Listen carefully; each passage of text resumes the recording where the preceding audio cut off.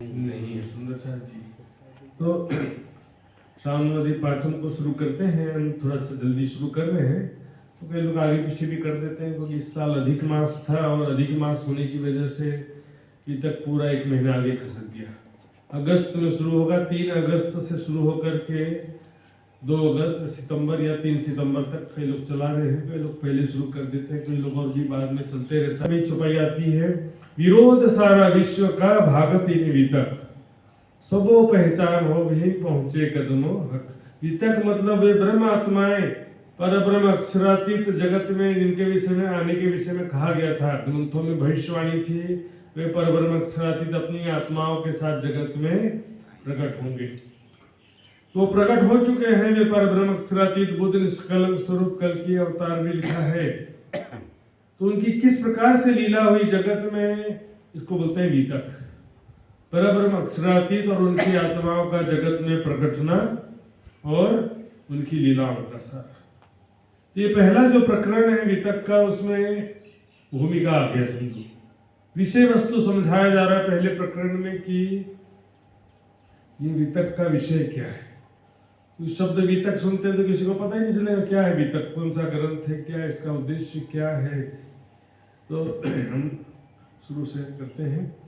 नाम श्री जी साहेब जी अनादि अक्षरातीत स्वतो अब जाहिर वे सभी वतन से श्री श्यामा जी को सदा सुख के दाता विनती एक जो भावना की विधा पानी मेरे पियो की न्यारी जो संसार निराकार की पाते 3 पार के विपार मत करता मुझे मेरे करना है विचार, ये सतवाणी मत के ले को सार, ये सार में गई सत्सो में निर्णय करूँ निधार, ये सुखदेव ब्रह्म सृष्टि के तो में अज्ञान जब ये सुख में आवे तब छूट जाए विकार, आयुवान लखनगत को श्रेष्ठ सुरातीत भरता, आयुवान लखनगत को श्रेष्ठ सुरातीत भरता।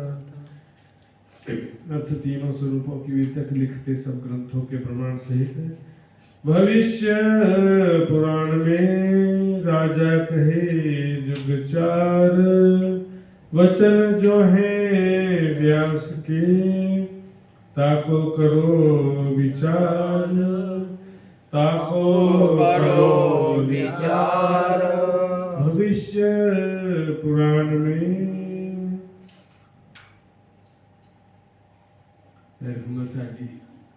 पहला प्रकरण और पहली चुपाई, सीधे बात आ रही भविष्य पुराण में।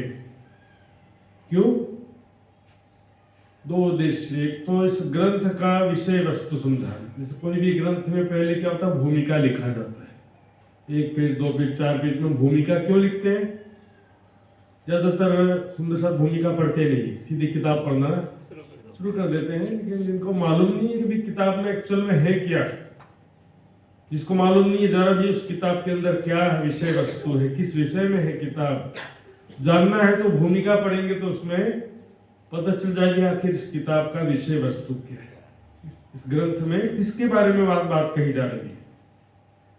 और बात तो कही जा रही है विजया विनंद बुद्ध निष्कलंक स्वरूप अक्षरातीत परब्रह्म प्राणनाथ जी की बात हो रही है, लेकिन अब अपने मुख से सीधे बताएंगे तो शब्द भी नया हो जाएगा, जिसके बारे में कोई जानता ही नहीं है। जिसके बारे में कोई जानता ही नहीं, प्राणनाथ कहेंगे तो भी पता नहीं चलेगा, उत्तम पूरा अक्षरातीत कहेंगे तो भी किसी को समझ में नहीं आएगा कि क्या बात कही जा रही। इसलिए अब ग्रंथों के प्रमाण से बताया है। एक बार क्या हुआ, जवाहरलाल नेहरू जी एक पागल खाने में गए।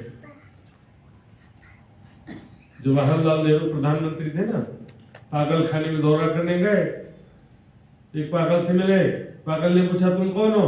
बोले मैं भारत का प्रधानमंत्री हूँ। अच्छी बात है, मैं भारत का राष्ट्रपति हूँ। पागल खाने में जाकर के बहुत है, कैसे कौन समझेगा। अपने मुख से भी अपनी बात कहें किसी को, कोई भी बड़ा आदमी होता है ना, अपने मुख से बोलने से मैं प्रधानमंत्री हूँ, मैं अधिकारी हूँ, मैं बॉस हूँ, अपने मुख से बोलने से अपेक्षा क्या होता है कि दूसरा कुछ उनका परिचय, कोई व्यक्ति उनका परिचय दे, ये हमारे बॉस हैं, ये हमारे बहुत बड़े विद्वान हैं हमारे समाज के, या डीएसपी कलेक्टर जो भी हैं, तो दूसरा व्यक्ति उनका परिचय कराए तो लोग उसकी बात को मानते। इसलिए सबसे पहले रेफरेंस दिया भविष्य पुराण में, वहां पर क्या बात है, वचन जो है व्यास के। भविष्य पुराण ग्रंथ के रचयिता कौन है? व्यास जी। लेकिन उसमें प्रसंग जो है वो है शंकर जी और पार्वती जी। लेकिन लिखने वाला कोई होता है और प्रसंग कुछ और हो सकता है ना। तो शंकर पार्वती जी का संवाद है और रचयिता कौन है? व्यास जी। वहां पर राजा कहे युग चारों युगों के राजाओं का नाम आया है। और उससे पहले हम देखेंगे ऊपर जो आता है बिना चौपाई का एक लाइन जो लिखा हुआ है, अथ तीनों स्वरूपों की वितक लिखते।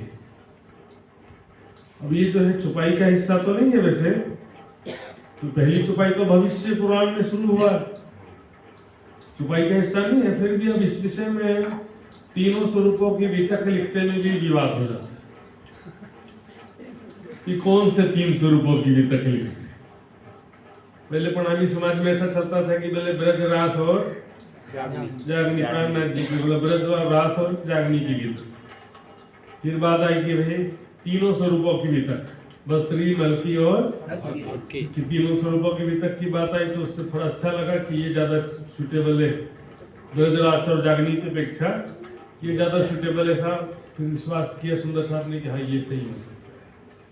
उसमें फिर बात एक तीसरी आ गई कि भाई देवचंद जी, महामती जी और छत्रसाल जी के और डेवलप हुआ, विकास होता है। तो ज्ञान में धीरे धीरे आगे डेवलप होता है।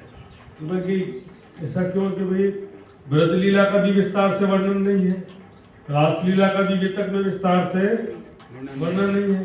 फिर एक चौपाई इसके आगे दूसरे प्रकरण में आती है, एक चौपाई के 3 स्वरूपों की वितक जन्म से लेकर सो कहो आगे सैयनो ये चर्चा सब ऊपर। उसमें क्या होता है कि जो 3 शब्द था, पहले हम 3 स्वरूपों की वितक जन्म से लेकर ऐसा बोलते थे। वो चौपाई भी प्रिंटिंग हुई थी तो 3 स्वरूपों की वितक जन्म से लेकर के, तो बोले जन्म से तो किसी का भी वर्णन नहीं है, ब्रज वाले का भी नहीं है, रास वाले का भी नहीं है, अरब वाले का भी नहीं है,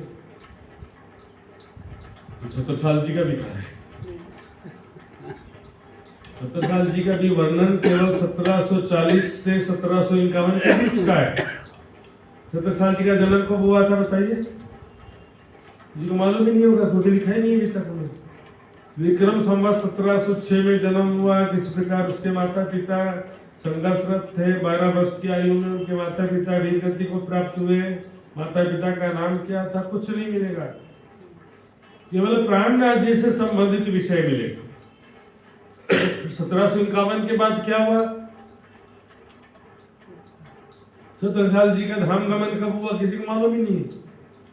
1788 में उनका धाम गमन भी नहीं हुआ, अदृश्य हो गए, चले गए, समाधिष्ट हुए जैसा भी। लेकिन 1788 तक उनकी दैहिक लीला चलती रही। 1751 के बाद का भी कुछ वर्णन नहीं हो। बंगस खान और बाजीराव से हेल्प लिया, बंगस खान का युद्ध हुआ। उसके भी पहले अफगान खान का तीसरा युद्ध, जिसमें अफगान खान छत्रसाल जी के पुत्र के द्वारा मारे गए। और इसके बाद जो है औरंगजेब की मृत्यु, कोई भी वर्णन नहीं। 1751 के आगे का भी कुछ वर्णन, 1740 से 51 के बीच का भी सारा वर्णन नहीं, केवल उतना ही हिस्सा वर्णन है जितना प्राणनाथ जी से संबंधित है। और जो चौपाई की बात कर रहा था मैं, 3 स्वरूपों की वितक जन्म से लेकर, बाद में पता चला कि वो 3 में तो हमें बड़ी की मात्रा नहीं है, छोटी की मात्रा है। तो वहां पर 3 स्वरूप की वितक का मतलब देवचंद जी का बात चल रहा था। वहां पर श्री देवचंद जी के प्रसंग की बात चल रही थी। जो वहां पर ये जब प्रगटे बधाई ब्रह्मांड में त्रिगुण समेत विस्तार चौपाई आता है ना, प्रगटे मारवाड़ में वाला प्रसंग चल रहा था। वहां पर तो केवल देवचंद जी की बात, इसलिए उसको छोड़ ही देते। लेकिन अब और भी 2 चौपाइयां हैं, जो पहले प्रकरण की अंतिम चौपाई और दूसरे प्रकरण की पहली चौपाई। आगे अपनी वितक, क्या कहते हैं? आगे अपनी वितक। और फिर अब चौपाई आती है, अब कहूं फेर के मूल मिलावे की वितक। यदि इस 3 स्वरूप में हम सच्चिद आनंद देने की परम धाम के मूल स्वरूपों को ले, तो सारा इसमें आ जाता है। ब्रज रास जागनी सब इंक्लूड हो जाता है।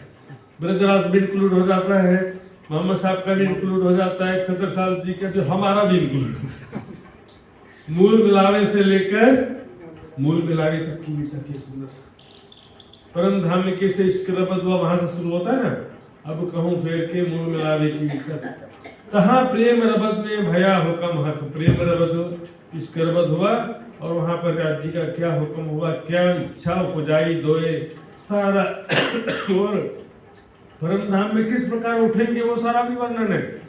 पितक में खेल कैसे खत्म होगा, सारे ब्रह्मांड में एक अक्षर अक्षरातीत के सिवा और किसी का नाम नहीं रहेगा। उसके बाद इस प्रकार से हंसते हंसते मूल मिलावे परम धाम में उठेंगे, वो सारा वर्णन आ जाता है। इसलिए जो है सच्चिद आनंद बोले ना, सत्य ने अक्षर परम चिदने राज्य आनंद सामंती सखिया, हम सब की भी तक आ जाती है। इसमें अक्षर परम का भी सारा बात आ जाता है। और जो बातें पहले से ही किसी ग्रंथ में लिखी है उसको रिपीट करने की क्या आवश्यकता है। ब्रज लीला रासलीला पहले से लिखी है, अरब की लीला भी पहले से लिखी है। उसमें से जो रहस्य की बातें जो उन ग्रंथों में नहीं लिखी वो भी है तो सही, ब्रजरास की भी जो ऐसी बातें जो दूसरे ग्रंथों में नहीं लिखी है, मोहम्मद साहब की वे बातें जो कुरान हदीसों में नहीं लिखी है, वो सारा इसमें लिखा। तो ज्ञान होने के बाद में जैसे अपने प्रणामी निंदानंद ये भी झगड़ा अज्ञानता के कारण ही है, उसी प्रकार हिंदू मुस्लिम सिख ईसाई का झगड़ा भी अज्ञानता के कारण है। हिंदू सारे सच्चे हैं ऐसा भी नहीं, सत्य मार्ग पे न हिंदू है न मुसलमान। आत्मा है, किसी का हिंदू मुसलमान होता तो बताओ, किसी के आत्मा का कोई धर्म होता है? आत्मा का कोई जाति भी नहीं होता है। ब्राह्मण क्षत्रिय वैश्य शूद्र व्यवस्था जो बना करके आत्मा का कोई होता है? बताओ। ज्ञान होने के बाद झगड़ा खत्म हो जाता है। ज्ञानता है, देखो सारे धर्म संसार को सोचते हैं कि सुधार देंगे लेकिन बिगाड़ रहे हैं। हिंदुओं में क्या लिखा है? कल की अवतार आएगा। हिंदुओं में क्या लिखा है? कल की अवतार आएगा तो क्या करेगा? दुष्टों को मारेगा, म्लेच्छों को मारेगा, राक्षसों को मारेगा। इसी तरह से कुरान में लिखा है कि इमाम मेहदी आएंगे तो काफिरों को मारेंगे। उसी तरह से बाइबल में लिखा है कि एंटी क्राइस्ट आएगा और शैतान की संतान से क्राइस्ट और परमेश्वर की संतान का युद्ध होगा करके। तो लोग क्या समझते हैं कि हमारे धर्म वाले सही हैं और दूसरे धर्म वालों से लड़ाई होगा। हिंदू सोचते हैं कि मुसलमान दूसरे धर्म वालों को मारेगा, कल की होता है। मुसलमान सोचते हैं कि इमाम मेहदी आएंगे और मोमिन और इमाम मेहदी मिल करके काफिर और शैतान को मारेंगे। तो काफिर किसे समझ लिया उन्होंने? गैर मुस्लिमों को काफिर समझ लिया उन्होंने। इधर हमने समझ लिया कि म्लेच्छ कौन है? मुसलमान और दूसरे धर्म वाले हैं। ठीक है, हिंदुओं में एक बहुत अच्छा चीज है कि वो हिंसक स्वभाव नहीं है, लेकिन वो भी होते जा रहा है। ईसाई लोग भी ऐसी तरह से समझ रहे हैं कि क्राइस्ट आएगा और एंटी क्राइस्ट आएगा। उसमें क्या है कि देखो कबीर जी ने एक चौपाई में क्लियर कर दिया, किस रावण की बाहें काटो, किस लंका को आग लगाओ। घर घर रावण, घर घर लंका, इतने राम कहां से लाऊं? यदि कोई एक रावण हो तो राम आकर के मार दे। घर घर रावण, घर घर लंका, इतने राम कहां से लाऊं? राम जी ने क्या कहा? जुदे जुदे नामे गावही, जुदे जुदे भेष अनेक, जिन कोई झगड़ो आप में धनी सबों का एक। तो ज्ञान से समझने वाले के लिए कबीर जी ने कहा, सभी संत महापुरुषों ने कहा सबका मालिक एक है। धर्म वेशभूषा के हिसाब से भेदभाव नहीं करना चाहिए, लेकिन अभी का जो वातावरण है, धर्म रक्षा के लिए कृष्ण ने भी कहा हथियार उठाने की इजाजत है, लेकिन धर्म की रक्षा के लिए, धर्म के प्रचार प्रसार के लिए नहीं। लोग उल्टा करते हैं, धर्म के प्रचार प्रसार के लिए भी, अपने धर्म का प्रचार करने के लिए भी कई धर्मों वाले हथियार उठाने, यहाँ प्रॉब्लम हो जाती है। और नशा जी ज्ञान से समझ लें तो सारे शब्द एक ही है। हिंदू मुस्लिम सिख ईसाई आपस में एक परमात्मा, सब बंदे, दो बंदे एक साहेब के पर लड़त बिन पाए भेद। इसलिए वो ज्ञान से समझेंगे। क्या हो गया?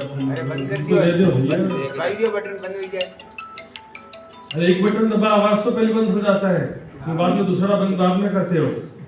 मोबाइल चलाना नहीं है, पहले कोई भी एक बटन दबा दे आवाज बंद हो जाए, उसके बाद माथा खुद करते हो। मोबाइल का एक अलग से क्लास लगाते हैं, ट्रेनिंग। इतने दिन से नहीं समझे कि कोई भी एक बटन दबा दो आवाज बंद हो जाता है।